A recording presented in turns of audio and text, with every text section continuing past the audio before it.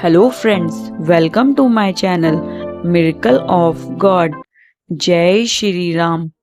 आज मैं बात करूंगी महाराज जी के बारे में। बाबा नीम करौरी महाराज जी, कंबल वाले बाबा। क्यों कहा जाता है इनको कंबल वाले बाबा? बाबा के कंबल ओढ़ने का राज, बाबा के कंबल से जुड़ी एक चमत्कारी कहानी जानना चाहते हैं तो मेरी इस वीडियो को पूरा देखना। पसंद आए तो लाइक करना, कमेंट में जय श्री राम जरूर लिखना। और हाँ, अगर चैनल को सब्सक्राइब नहीं किया है तो प्लीज कर लेना, ताकि बाबा नीम करौरी महाराज जी से जुड़ी सच्ची घटनाएं और उनके चमत्कारी कहानियां मैं आपके लिए लाती रहूं। जय महाराज जी। बाबा के अनेकों भक्तों में से एक बुजुर्ग दंपति भी थे जो फतेहगढ़ नामक एक स्थान पर रहते थे। अचानक एक रात बाबा उनके घर आ गए रात रहने के लिए और उनका एक कंबल लपेट कर बाबा सो गए। बाबा ने कुछ खाना पीना भी नहीं खाया। दंपति बहुत गरीब थे।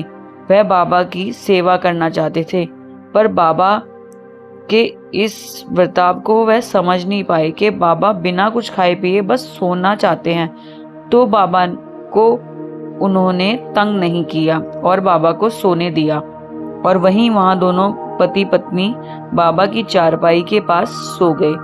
उन्होंने बाबा को चारपाई और कंबल दिया। जब बाबा रात को कंबल में सोए थे तब वह कंबल के अंदर बहुत करहा रहे थे, जैसे कि बाबा को मार पड़ रही हो। बुजुर्ग दंपति भी रात भर परेशान थे। बाबा ने न खाना पीना खाया, करहा भी रहे हैं। पता नहीं बाबा को क्या कष्ट हो रहा है। सुबह बाबा उठे। उन्होंने रात भर जो कंबल ओढ़ा हुआ था वह कंबल दंपति को दिया और कहा, इसे गंगा जी में प्रभावित कर दो और ध्यान रहे इसे खोल के मत देखना। दंपति ने बाबा की आज्ञा का पालन किया, परंतु वह परेशान था कि बाबा रात भर क्यों करहा रहे थे और ये कंबल इतना भारी क्यों हो रहा है, जैसे कि इसमें लोहा रखा हो। कंबल बज भी रहा था, जैसे उसमें कुछ लोहे की वस्तु रखी हो, पर वह खोलकर नहीं देख सकता था क्योंकि इसके अंदर जो भी है, पर बाबा ने मना किया है तो वह बाबा की आज्ञा का पालन ही करेगा।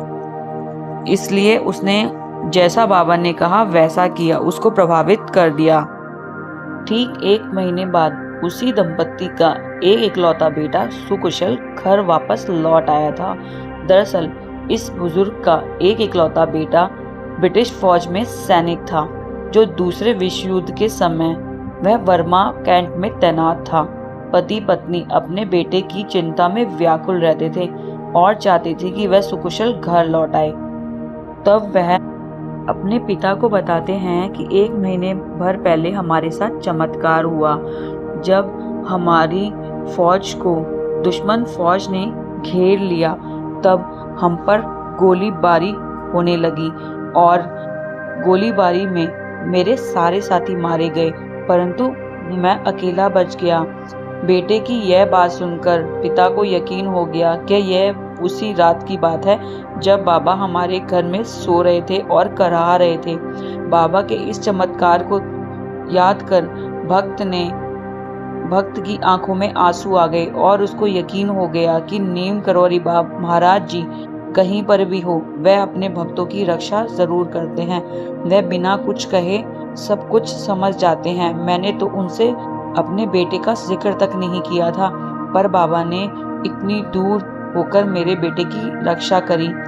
नीम करौरी महाराज जी के भक्त रामदास ने मिरेकल ऑफ लव, उनकी जो किताब है, उसमें यह घटना 1943 की बताई है। उस समय द्वितीय विश्व युद्ध चल रहा था। ब्रिटिश सेना की तरफ से कई भारतीय ने भी युद्ध में भाग लिया था और इसी युद्ध में वर्मा फ्रंट में से इस बुजुर्ग का बेटा इकलौता बेटा भी था, जो बाबा के चमत्कार के कारण बच गया क्योंकि वह बाबा का भक्त था।